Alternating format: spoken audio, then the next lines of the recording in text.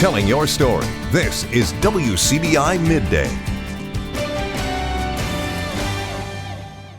Good afternoon, everyone, and thank you for joining us. A single vehicle crash in Columbus claims the life of one person. Early Tuesday morning, Columbus police officers responded to the area of Blue Cut Road and Lee Drive in reference to an accident. Now, when officers arrived on scene, they discovered a deceased individual. Now, the investigation is ongoing. The name of the victim is not being released at this time. Well, two people from West Point have died following a single vehicle crash in Monroe County. Monroe County Coroner Alan Gurley identified the victims as 33-year-old Allison Parker and 34-year-old Evan Bailey. The crash happened Monday night on Evans Road, just west of US 45 alternate in Prairie. In a press release, Gurley said a 2008 Honda Accord ran off the road and hit a tree. Now, both Parker and Bailey were pronounced dead at the scene. The Mississippi Highway Patrol is investigating the crash. And Amory police arrest two suspects allegedly involved in a string of storage unit burglaries. Danny Gibson and Reagan Clark are each facing 22 counts of burglary, breaking and entering a commercial building, and malicious mischief over $1,000. Now, if you remember, WCBI previously reported that on January 25th, around 20 storage units were broken into on Hatley Road in Amory. Gibson and Clark were each given a $50,000 bond and are currently in the Monroe County Adult Detention Center. Now, in a separate case, Tony Hughes is being charged with burglary, breaking and entering a dwelling. Now, Hughes' bond was set at $25,000. He is currently in the Monroe County Jail. And the Knoxville County Sheriff's Department has recovered another stolen vehicle. Investigator Tina Williams tells WCBI that the department found one last night.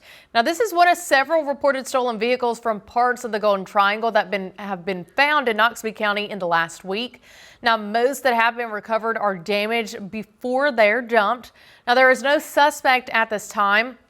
Investigator Virginia Rich tells WCBI that these are crimes of opportunity, and she wants to remind the community to lock your car doors, and if you see something, say something. Now, if you have any information, contact the Knoxville County Sheriff's Department, or you can leave an anonymous tip on Crime Stoppers. Well, investigators continue to comb through tens of thousands of tips in the search for Nancy Guthrie, and now they're working to track down where the suspect purchased clothing seen in surveillance video. Fox's Caroline Elliott has the latest. 2 weeks after Nancy Guthrie went missing, investigators are working with Walmart after learning the store exclusively sells the backpack seen in this surveillance video. Experts also believe the suspect's gun holster and clothing possibly came from Walmart. To help track down the suspect, investigators can use credit card transactions to produce names and addresses, which are then compared to a suspect profile. They can look at the individual who bought the backpack and see, okay, that guy's 6'5", that's not who we're looking for. It's a little bit like sifting for a needle in a barn of haystacks. Investigators are also focused on a DNA recovered from a glove found 2 miles from Nancy's home.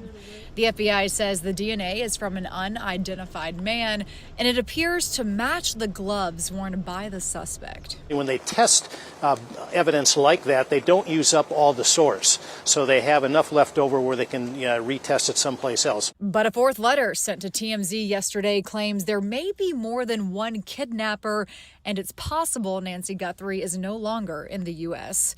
The note is once again asking for thousands of dollars in Bitcoin in exchange for information about the case. Look, you don't trust the FBI, send us the information. We will immediately send it on to the FBI.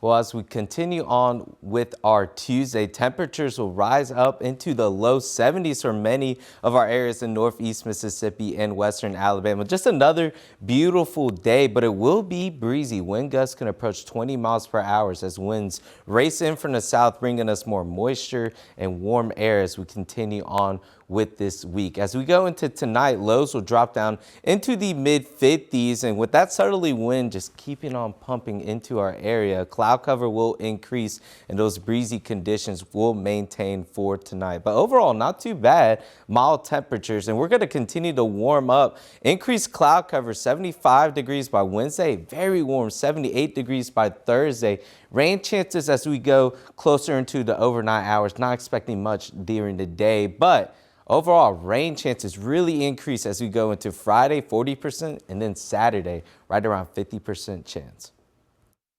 Well, American civil rights activist Jesse Jackson has passed away. His family said he died peacefully early this morning. Now, Jackson was battling PSP, a neurodegenerative condition, since April of last year. PSP is similar to Parkinson's, which Jackson publicly stated he was diagnosed with in 2017. Now, the civil rights leader was hospitalized in November for the condition. His family said, quote, his unwavering commitment to justice, equality, and human rights helped shape a global movement for freedom and dignity. Now, Jackson was 84 years old.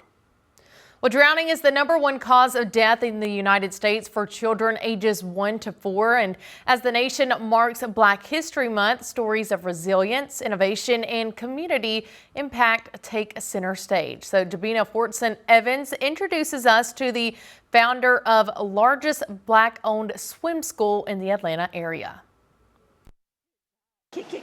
Welcome to Swim School. We are the largest Black-owned swim school here in Metro Atlanta, and I do say that with great pride. Trish Miller isn't an expert swimmer who wanted to start an aquatic school for kids and adults. This place is the result of trauma. Really in response to my own drowning experience in the water. So my background is in public health, so I knew intimately how the statistics affect certain demographics. According to the Centers for Disease Control and Prevention, nearly 70% of Black children do not know how to swim. Black children between the ages of 10 and 14 drown at rates more than 7 times higher than white children. And so that's why we do the work that we do, focusing on those demographics that have high rates of drowning. SWEM, SWEM, is Afrikaans. We were very intentional on paying homage to really the continent where we all came from, and where unfortunately many of the attitudes, opinions, and feelings that we have around the water originated. Swim School's curriculum focuses on building connection between community and water. Most instructors live in the neighborhoods they serve, so that people can see themselves in the space, and in many cases know the people that are actually teaching them or guarding the waters. And so that creates a manner of trust. And it looks like they're having fun. Riley Cochran likes to kick and swim underwater. Wesley is just learning. Of course, I'm always going to be there to supervise him, but I feel comfortable that he's comfortable in the water as well. Miller didn't know how to swim when she founded the school in 2017. She celebrated her first lap in 2019. We celebrate first laps, because that first lap for me was almost like a baptism. An experience she hopes to bring to people everywhere. Jobina Fortson Evans, CBS News, Atlanta. Well, an opportunity in West Point is looking to highlight Black-owned businesses. Find out more when we come back.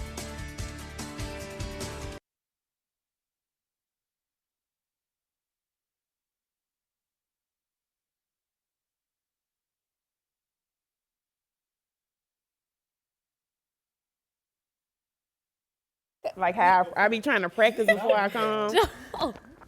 Goodness.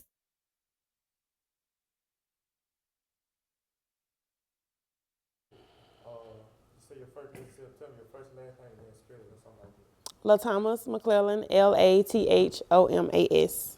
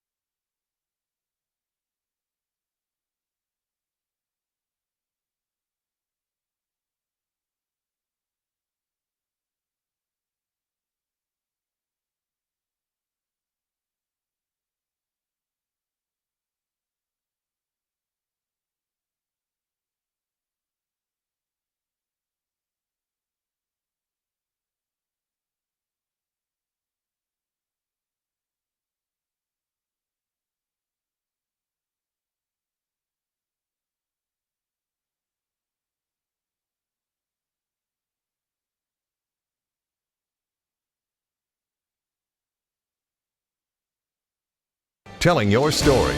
You're watching WCBI Midday.